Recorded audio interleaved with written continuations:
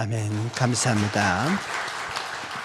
우리 장로님들의 찬양을 하나님께서 귀하게 받으신 줄로 믿습니다. 우리 함께 평화 인사를 나누실까요? 할렐루야. 하나님의 특별한 목적을 성취하기 위하여 훈련합시다.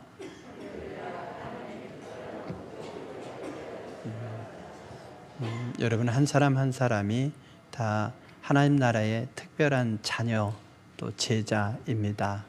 특별한 목적을 하나님께서 여러분에게 갖고 계신 줄로 믿습니다. 그래서 그 목적은 그냥 이루는 것이 아니라 절제, 다른 것들을 절제하는 그 훈련을 통해서 가능합니다. 우리 벌써 이제 가와소나타 10회로 계획했는데 이제 9회죠. 오늘 수요일 하게 되면 마치게 됩니다. 우리의 삶이 사랑하는 삶으로 딱 변화가 돼야 되는데요. 그러나 성경적 기준에 부합한 사랑하는 삶, 이게 중요하죠. 그래야만 하나님의 빛을 발하는 삶이 될 수가 있습니다. 그래서 우리 삶이 하나님 앞에 영광이 되는 복된 삶, 이웃들에게는 따뜻한 사랑을 나누는 삶이 될 수 있기를 바랍니다. 이런 고백을 담아서 함께 주제 찬양하시겠습니다.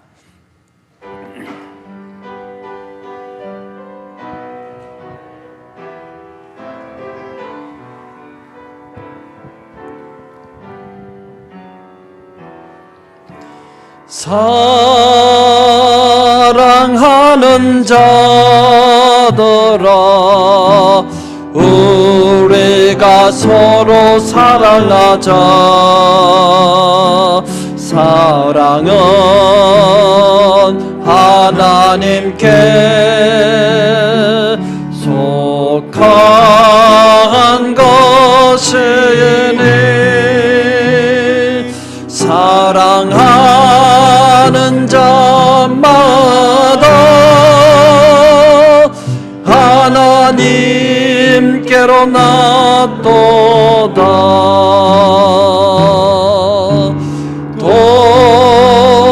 독생자를 세상에 보내심은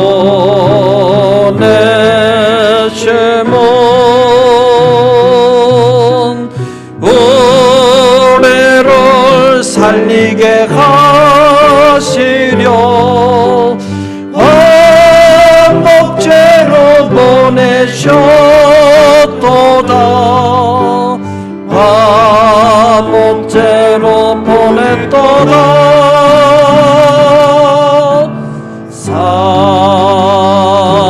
사랑하는 자들아, 서로 사랑하자. 사랑은 하나님께 속한 것이니 서로 사랑하며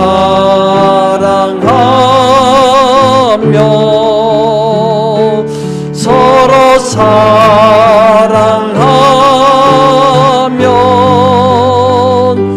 주께서 우리 안에 거하시리로다.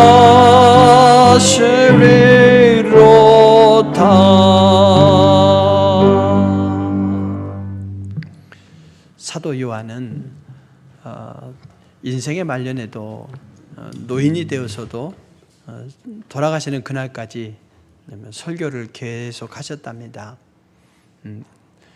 서머나 교회라고, 서머나 교회는 사도 요한 기념 교회예요. 그 교회 터에 또 요한의 무덤도 있습니다. 거기에서 돌아가시는 그날까지 설교를 했는데, 저도 돌아가는 날, 죽는 날까지 할까요? 그러면 여러분들이 큰일 날 거예요. 법적으로도 안 돼 있지만 그때는 그렇게 뭐 종신인 거예요. 종신. 미국 대법관도 종신직 아니에요? 죽는 날까지처럼 종신이에요. 그러니까 노인이 돼서 뭔 설교를 하겠습니까? 늘 그분의 설교는 서로 사랑하라. 늘 주제가 그거였대요. 지난주 한 얘기 또 하세요. 어제 한 얘기 또 하세요. 그 너네가 사랑하는 삶을 살고 있냐 그거죠. 사랑하는 삶을 살 때까지 나는 계속하겠다 하면서 사랑 주제로만 설교하셨다 하는 일화가 있습니다. 사랑은 하나님 사랑, 이웃 사랑, 자기 사랑, 또 서로 사랑에서 성경의 주제요, 하나님의 본성이요, 우리가 살아내야 될 빛의 모습입니다. 그래서 지난 수요일에는 그 빛 중에서 자비의 빛, 자비의 열매에 대해서 말씀을 드렸죠. 자비는 은혜의 영역이라고 말씀드렸습니다. 은혜를 잃게 되면 어떻게 됩니까? 무자비한 삶이 돼요. 무자비한 삶을 배격하게 되면 자비로운 삶이 되죠. 하나님이 자비로우셔서 우리가 살아있는 거고요, 예수님이 자비로우셔서 우리가 살아있는 겁니다. 그래서 너희는 세상의 빛이라 하면서 우리에게 빛을 발하라 하셨는데, 자비로운 삶을 사는 것, 이것이 하나님의 뜻을 이루어드리는 삶이요, 빛을 발하는 삶이요, 사랑하는 삶 중에 하나라는 걸 믿으시기 바랍니다. 예수님께서는 자비로운 삶이 그럼 뭐냐 하는 것을 선한 사마리아인의 비유를 통해서 말씀하셨죠. 선한 사마리아인, 그는 강도 만난 자에게 어떻게 자비를 베풀었습니까? 그 출발은 뭐였습니까? 긍휼히 여기는 마음이었죠. 이웃을 향한 긍휼히 여기는 마음, 관심이에요. 제사장, 레위인들도 봤습니다. 마음으로는 짠한 것도 있었겠죠. 어떻게 저렇게 외진 길로 혼자 가다가 강도를 당했을까? 그러나 그냥 지나갔더라예요, 표현이. 그렇지만 선한 사마리아인은 어떻습니까? 그 마음이 긍휼히 여기는 마음이 있었다고 했어요. 그 이웃에게 관심이 가게 된 거죠. 이웃을 향한 관심과 사랑은 그에 대한 긍휼히 여기는 마음으로부터 출발합니다.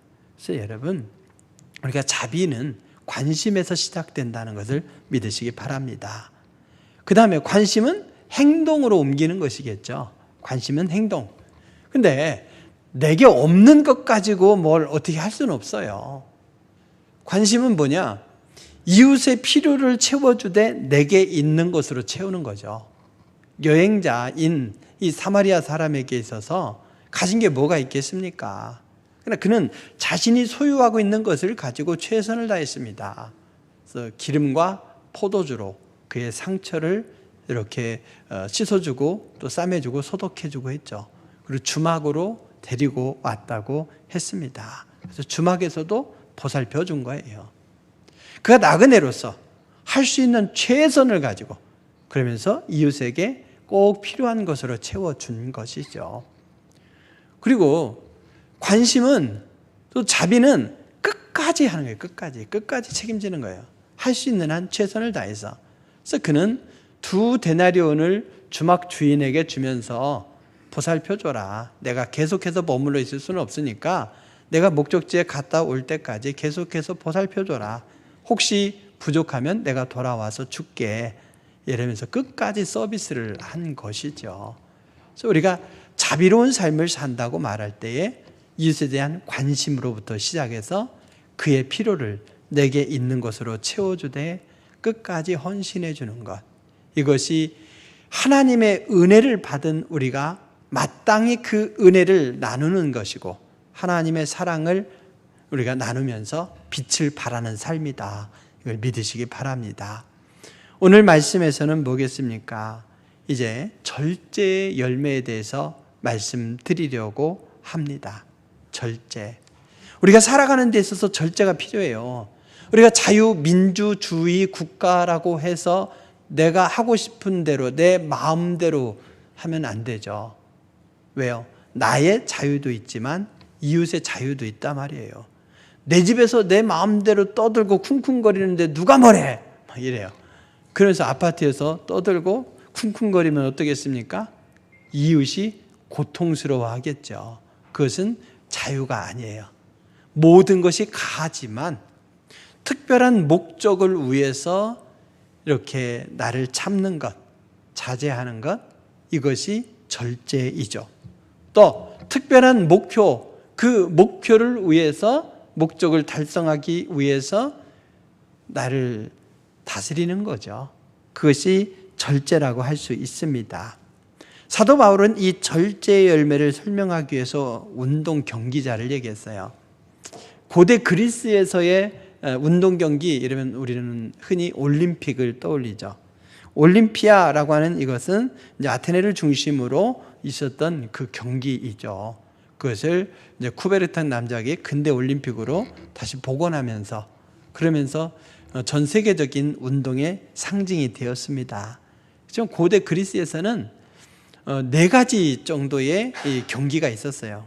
그 중에서 사도 바울이 개척했고 또 지금 이 서신의 수신자인 이 고린도에는 이스무스라고 하는 경기가 3년마다 펼쳐졌습니다. 그래서 이 경기에 출전하는 운동 선수들의 그 모습을 비유해서 절제가 뭔지를 설명해 준 것이죠. 절제라고 하는 것은 모든 삶의 영역에서의 완화, 억제, 그리고 참아내는 것인데 절제가 어느 쪽에 있습니까? 바로 진리의 영역에 있죠. 빨간 영역 진리에. 절제는 곧 하나의 목적을 위해서 흔들리지 않는 삶, 이것을 말합니다. 절제에 대한 가장 기본적인 의미는 뭐냐면 자신보다 강한 힘을 갖는다는 뜻이에요. 자신보다 강한 힘을 갖는다. 금욕이라는 말과 헬라어로 어원적으로 의미론적으로 통하는 단어예요. 근데 이 금욕이라는 말은 뭐냐면 훈련한다에서 나온 말이거든요. 훈련한다. 즉 훈련을 통해서 자기 자신을 가꿔서 지금의 현재의 모습보다 더 나아진 모습으로 가꿔가는 것이고, 그러기 위해서 내가 이것도 하고 저것도 하면 안 되겠죠. 그걸 참아내는 거예요. 그러면서 흔들리지 않고 요동하지 않고 딱 중심을 지켜내는 것, 그런 차원에서 진리의 영역이다 이렇게 말할 수 있습니다. 진리의 영역에 속해요. 진리의 반대는 뭡니까? 속임수죠. 실력이 안 되고 능력이 안 되면, 근데 이기고 싶은 욕망이 있으면 꼼수를 쓰겠죠. 속임수를 쓰겠죠. 그러나 땀 흘려 수고한 결과, 훈련한 결과로서 우리가 무언가 목표를 성취하려고 한다면 그것은 곧 진리의 영역이겠죠. 그래서 절제의 삶, 이걸 통해서 우리들을 지금보다 더 나아진 모습으로 갖고 나아가면서 우리의 삶의 영역 속에서 하나님께서 우리에게 정해주신 바 목적을 이루어가는 것, 이것이 곧 절제의 열매다 이렇게 보시면 되겠습니다. 우리 예수님도 절제하셨어요. 예수님께 다가온 시험이 있었습니다. 예수님께서 공생애를 시작하시기 전에 광야에서 40일 금식기도 하셨단 말이죠. 그 뒤에 마귀가 다가와서 예수님을 시험했어요. 그 시험거리들은 사실은 예수님께서 능히 하실 수 있는 일이에요. 근데도 하지 않으셨어요. 절제하셨습니다. 하나님께서 위임하신 사명 하나만을 바라보면서 이겨내신 것이죠. 마귀가 예수님을 시험한 건 기본적으로 인생에게 다가오는 가장 기본적인 시험 3가지예요. 육신의 정욕, 안목의 정욕, 이생의 자랑, 이 3가지이죠. 마귀가 다가와서 그럽니다. 네가 정말 하나님의 아들이거든 이 돌을 명하여 떡이 되게 하라 이거죠. 배고픈 예수님께 음식을 만들라 할 수 있죠. 그렇지만 마귀가 시키는 일이기에 예수님은 하지 않으셨어요. 그러면서 말씀으로 사람이 떡으로만 살 것이 아니라 하시면서 육신의 정욕으로 다가오는 시험을 물리치시고 그 일을 능히 하실 수 있지만 절제하신 거죠. 사탄은, 이 마귀는 예수님을 높은 곳으로 인도하였습니다. 성전 꼭대기라는 말도 있고, 그리고 또 헐몬산, 2800m에 이르는 헐몬산이라고도 얘기합니다. 어쨌든 높은 곳으로 인도해서는 자, 봐라, 여기서 뛰어내려라. 만일 하나님의 아들이거든 뛰어내려라. 그러면 성경에 보니까 천사를 보내서 받쳐준다고 하지 않았냐. 마귀가요, 말씀까지도 인용해서 유혹한다니까요. 그래서 말씀을 인용한다고 해서 진리가 아니에요. 말씀을 더 잘 인용하는 데는 2단이에요. 2단. 중간은 똑같아요. 더 은혜로워 보일 수 있어요. 근데 2단이 뭡니까? 잘 나가다가 삼천포로 빠진다듯이 다를리 끝단, 끝이 달라서 이단인 거죠. 완전히 처음부터 끝까지 다르면 다른 종교지 이단이 아니에요. 타 종교지. 그래서 그것에 미혹되면 아니 되죠. 예수님은 뛰어내리실 수 있죠. 하나님이신데.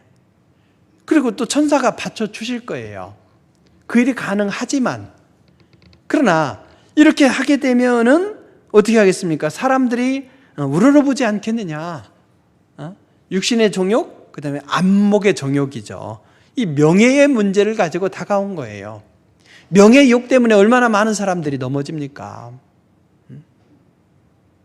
근데 예수님은 그것이 가능하지만 마귀가 유혹하는 것이기 때문에 안 된다 이거죠. 주 너희 하나님을 시험하지 말라 하지 않았느냐.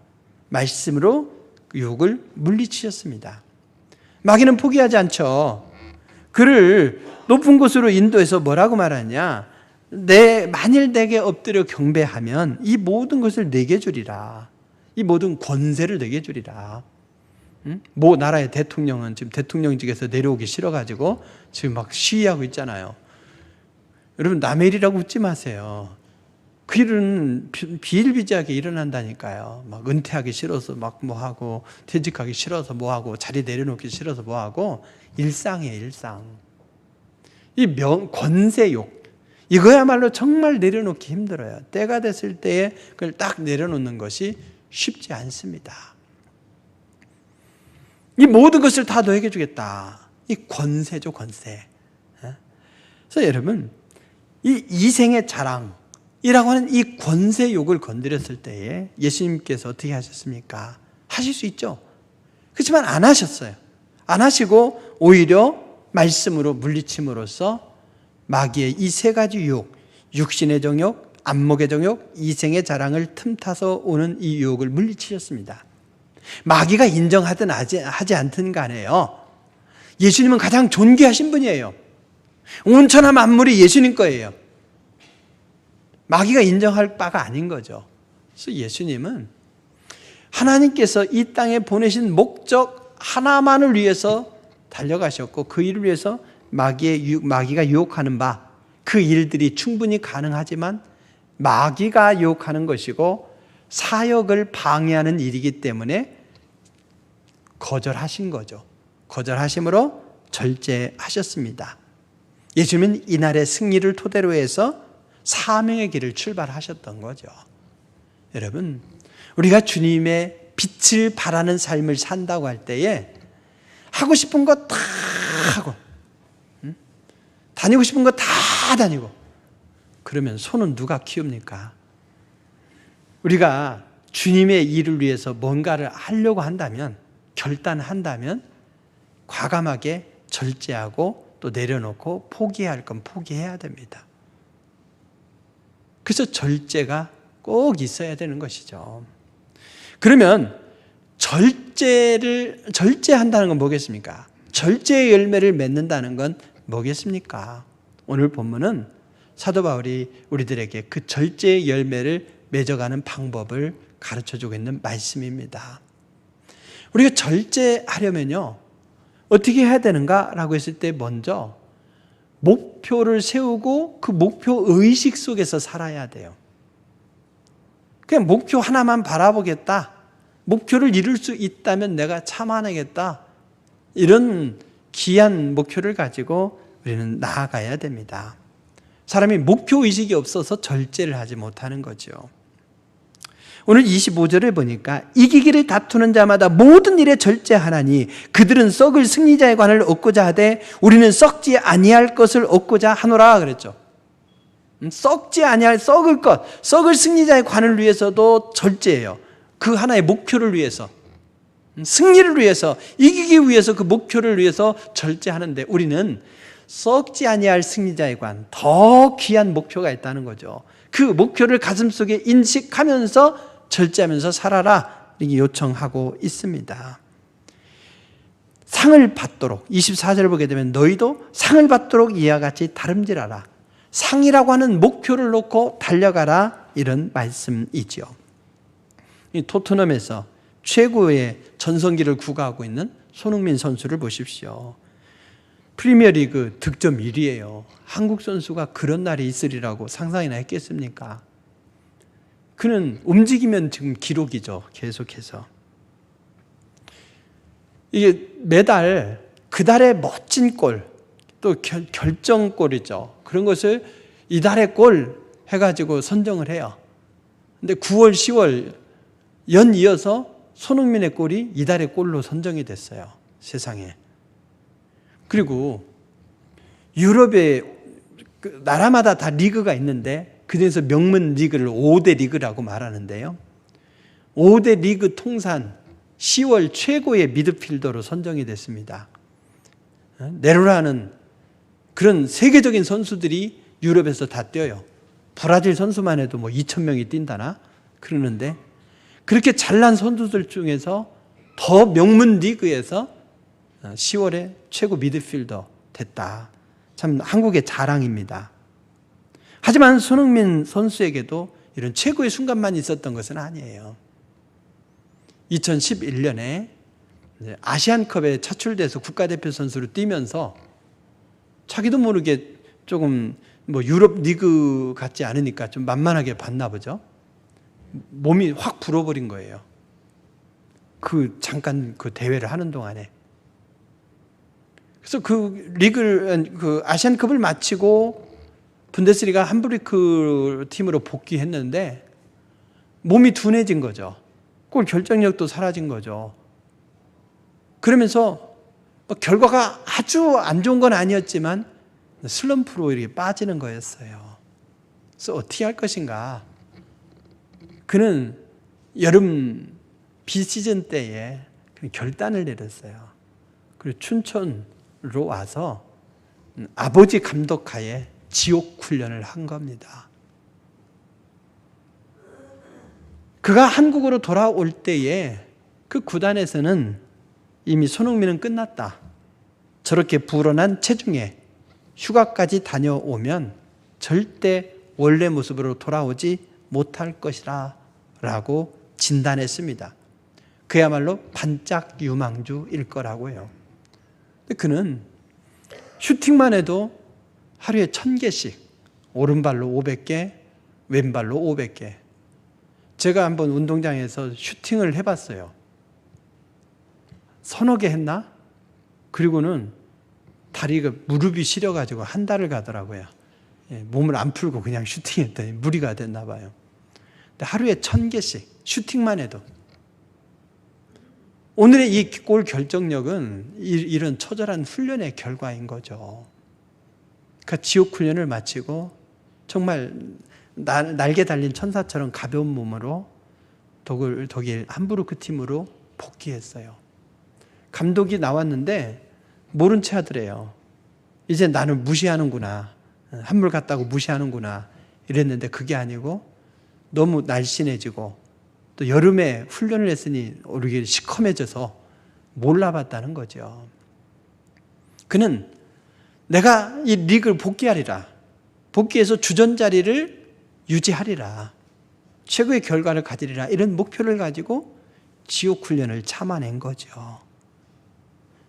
지금 나타나고 있는 최고의 골 결정력은 2011년 여름을 잘 보낸 결과물이다. 이렇게 봅니다. 절제력을 달라고 기도할 것이 아니라 우선적으로 분명한 목표를 달라고 기도하십시오.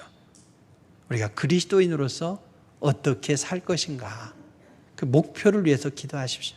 그게 서면 삶의 내용이 달라지고 다른 것을 절제할 수 있죠.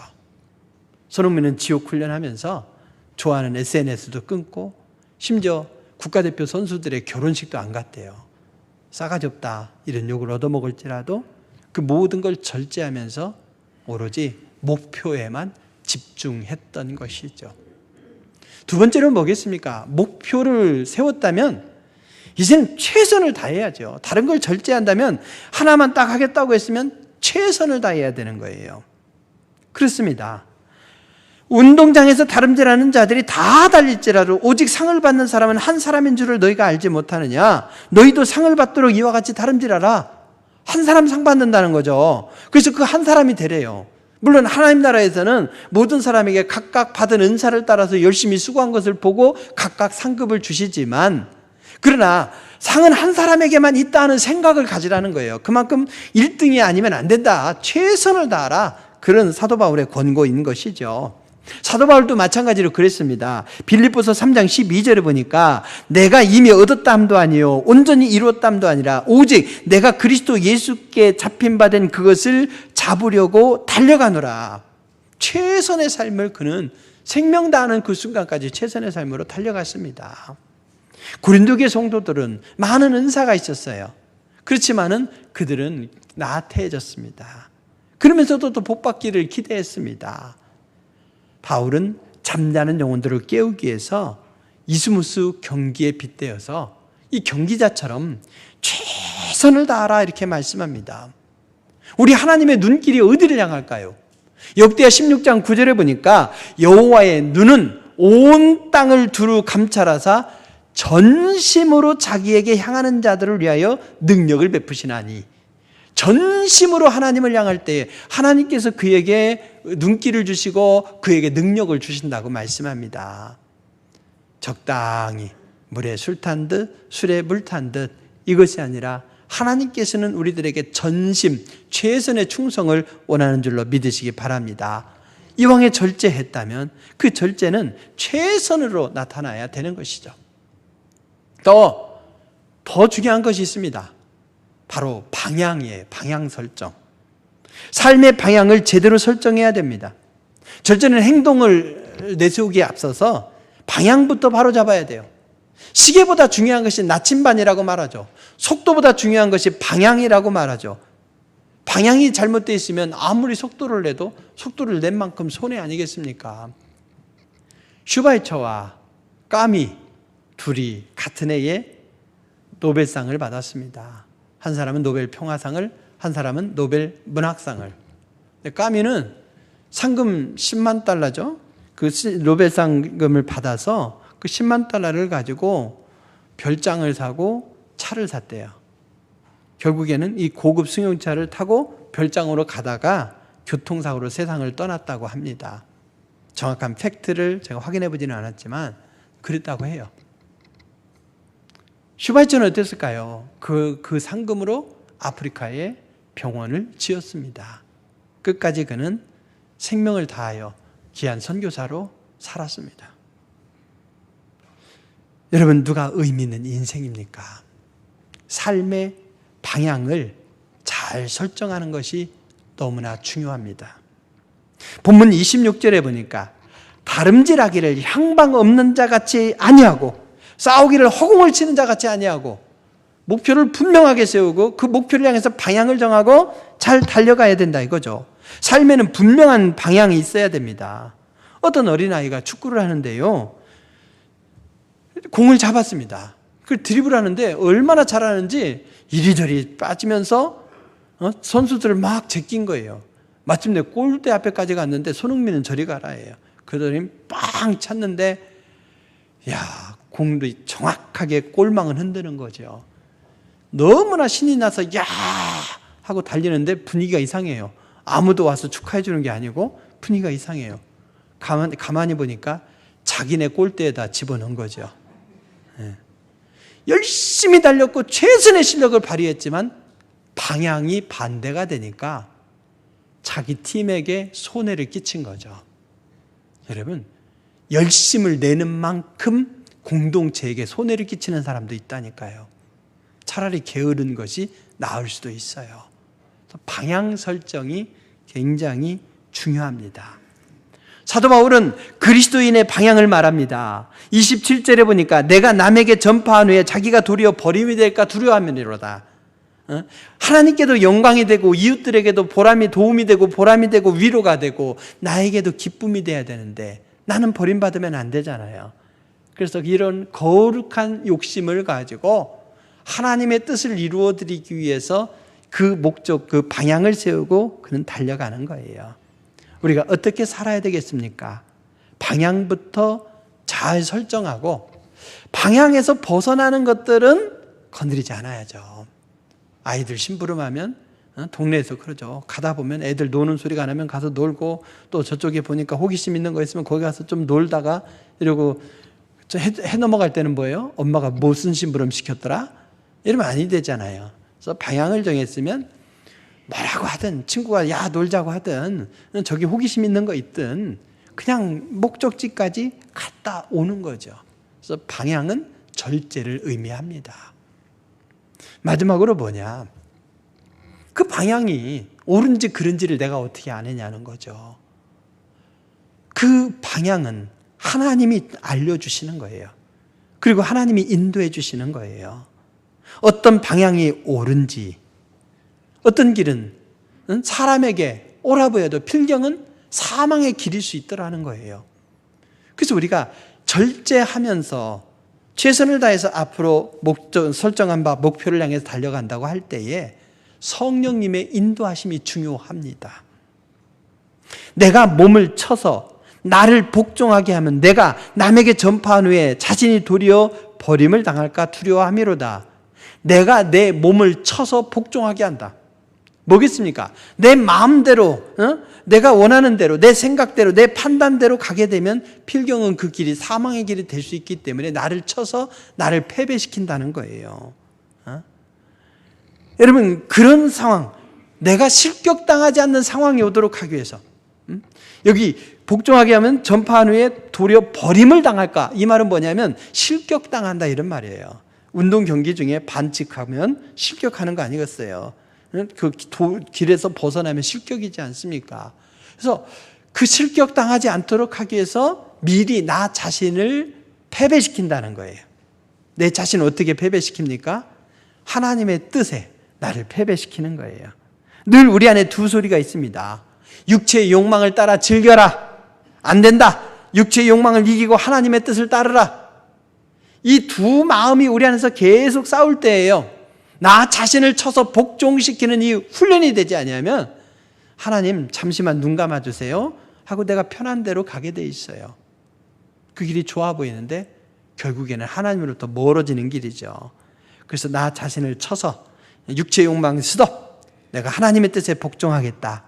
그렇게 살아가는 삶을 위해서는 평소에도 절제 훈련이 필요하고, 절제라고 하는 것은 내 몸을 쳐서 나를 패배시키는 것이다. 나를 낮추고 나를 죽이는 것이다. 이걸 믿으시기 바랍니다. 사랑하는 성도 여러분, 하나님은 우리 모두를 하나님의 뜻을 이 땅에서 이루기 위한 대표 선수로 세우셨습니다. 하나님의 뜻을 이룬다고 하는 것은 구체적으로 하나님의 사랑을 입은 우리가 하나님 사랑, 이웃 사랑, 자기 사랑, 서로 사랑으로 사는 것을 의미합니다.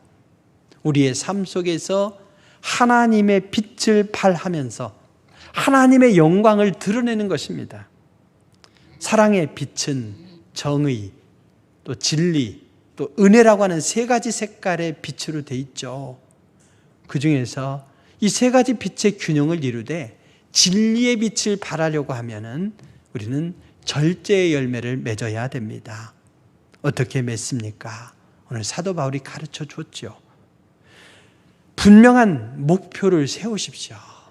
이것도 저것도 다 목표일 수 있지만 하나님께서 기뻐하실 거룩한 목표 하나만 세우세요. 그래서 그 목표를 세우는 것도 절제가 필요한 거예요. 이거 하자니 이거 욕심나고 이거 하자니 이거 욕심나고 다 할 수는 없고, 하나님께서 기뻐하실 하나의 목표를 세우시고 그것을 위해서 최선을 다하십시오. 거기에만 집중하는 것이 최선이 아니겠습니까? 그러면서 방향을 바로잡아야 됩니다. 삶의 방향을, 그 목표를 이루는 곳으로만 방향을 바로잡는 것. 그러면서 나 자신을 쳐서 복종시키며 성령님께 나를 내어 맡기고 성령님의 인도하심을 받을 때 비로소 우리는 절제의 삶을 통해서, 절제의 목표가 뭡니까? 사랑하는 삶이죠. 사랑의 빛이기 때문에 절제 자체가 목표가 아니라 다른 사람을 섬기면서 사랑의 빛을 나누는 데 목표가 있는 거죠. 여러분, 우리 그리스도인은 잘 돼서 남줘야 됩니다. 내가 절제하고 내가 고생함으로써 최선을 다한 그 결과로서 이웃이 기뻐할 수 있다면, 그러면 하나님께서 우리를 기뻐하실 것입니다. 목표 의식, 또 최선, 삶의 방향 설정, 성령의 인도하심에 순종함으로써 절제의 열매를 맺으면 하나님께서 그에게 복을 주신대요. 앞을 향해서 달려가면 어떻습니까? 뒤의 것을 잊어버릴 수 있대요. 뒤의 것을 잊으려고 하지 말고 앞을 향해서 달려가요. 그러면 부수적으로 그 뒤의 것을 잊어버리는 축복을 주시고요. 집중해서 노력하게 되면 절제가 뭐라고 했습니까? 현재 상태보다 내가 강해지는 거라고 했죠. 그래서 내 성숙을 이뤄낼 수 있고 마침내는 하나님으로부터 썩지 아니할 면류관, 영광의 면류관, 생명의 면류관을 누리게 될 줄로 믿습니다. 궁극적으로는 사랑하는 삶이 나에게 영적인 유익으로 이어진다는 것을 믿으면서 복되게 헌신하는 우리 모두가 될 수 있길 바랍니다. 기도하시겠습니다. 귀하신 아버지 하나님, 모든 것이 복잡한 이 시대 속에서 내 문제에 휩싸여서 살아가고 저마다 신음하면서 살아가고 있지 않습니까? 이때에 누군가를 섬기고 사랑한다는 것이 부담스럽고 정말 어려운 일이라 할지라도, 그러나 그렇게 살아가는 것이 우리 그리스도인의 삶의 정체성이라고 했사오니 오늘 말씀을 따라서 이웃을 더 잘 섬기기 위해서 절제하는 삶으로 살게 하여 주시옵소서. 그래서 그 결과로서 이웃이 참된 사랑의 빛으로 인해서 행복과 소망을 누리고 우리 또한 주님의 위로와 그런 주님께서 약속하신 축복을 누리는 주인공이 되게 하여 주시옵소서. 예수님의 이름으로 기도드립니다. 아멘.